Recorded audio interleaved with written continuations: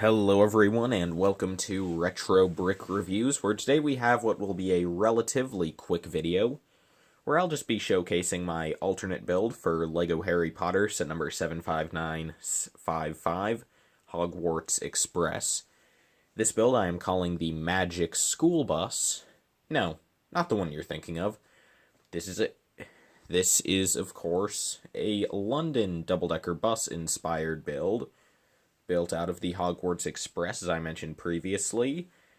And, yeah, without any more further ado, let's start by taking a look at the main build I came up with, which is this bus.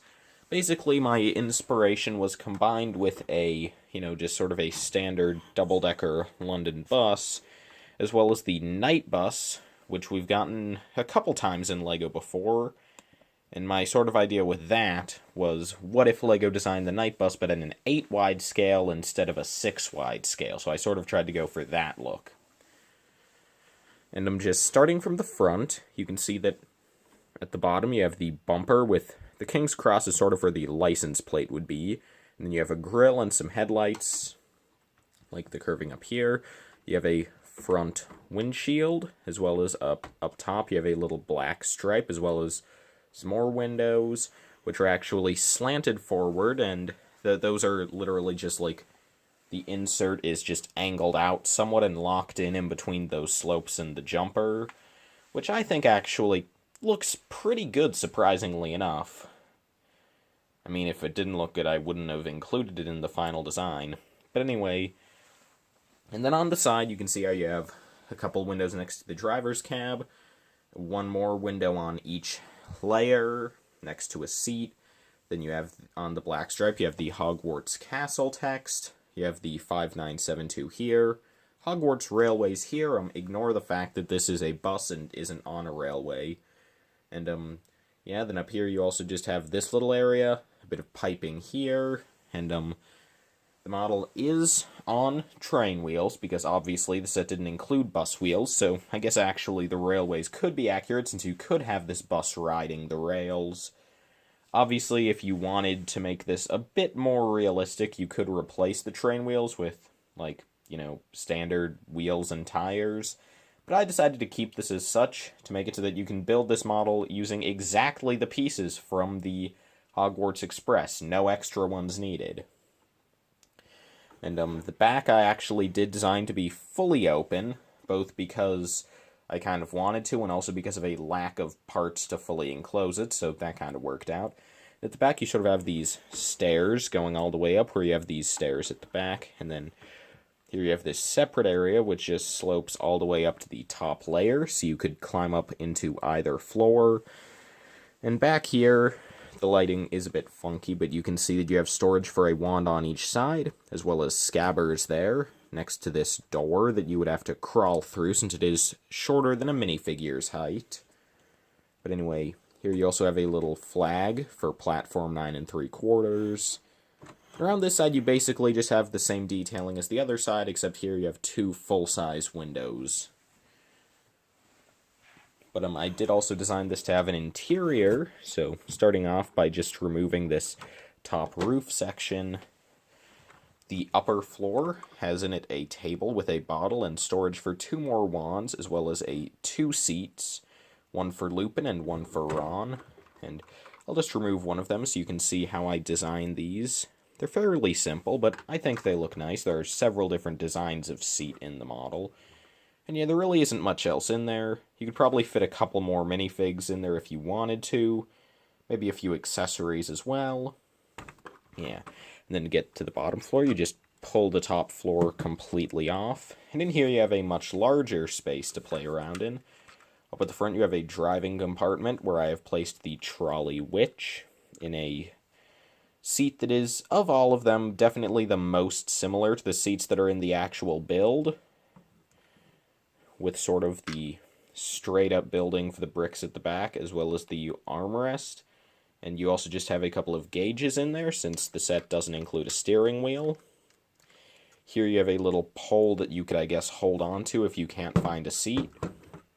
Then you have seats for 2 more figures. Here I have Harry and Hermione.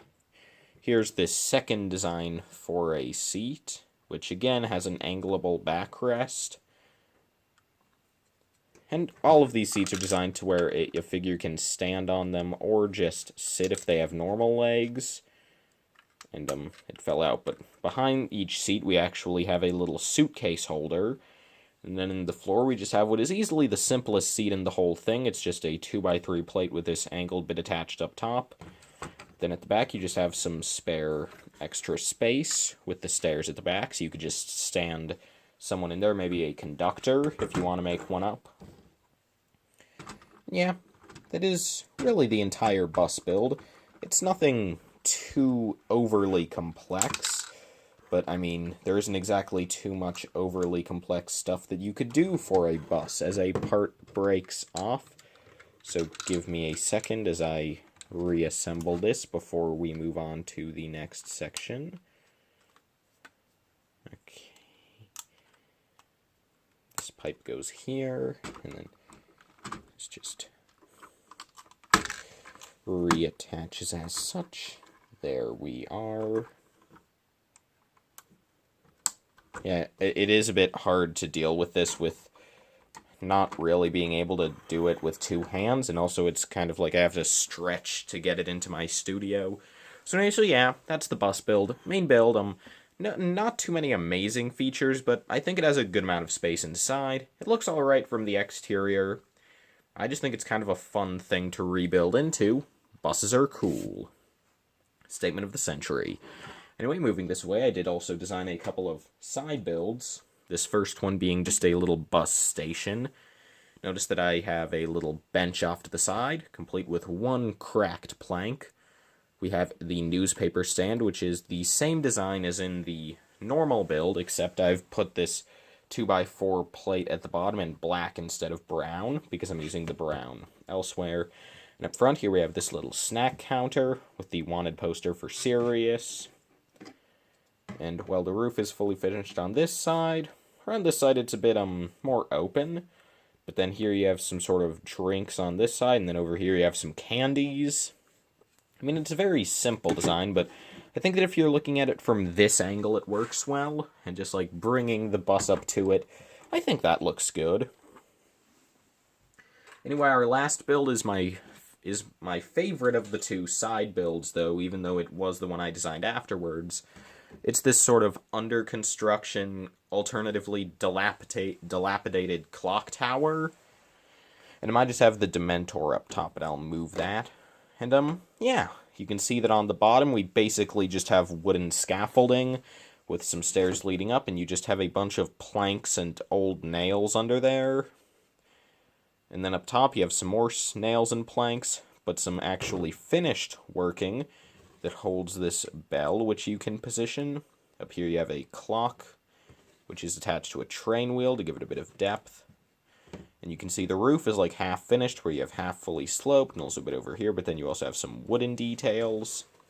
And at the back you have this wooden area sticking out, and if you can't guess what this is for by looking at it, what you can do is you can place the Dementor up here, and then just pull out this piece, and he'll just fall through into the bottom, and, you know, rusty nails and junk. And I know that canonically that would not harm a Dementor, but the general idea here is that, like, this is, like, it could get hit by a Patronus and then it would fall down. Like, it is just to get rid of the Dementor. And I think it's pretty fun. It's pretty satisfying. Like, in general, trapdoor features can be kind of fun, but I don't know. To me, there's just something satisfying about, like, sliding out the piece of wood that would actually be holding the floor up, and that causing it to fall out. Like, I don't know. It just, I just like that. But then again, I'm a bit of a biased source when you think about it.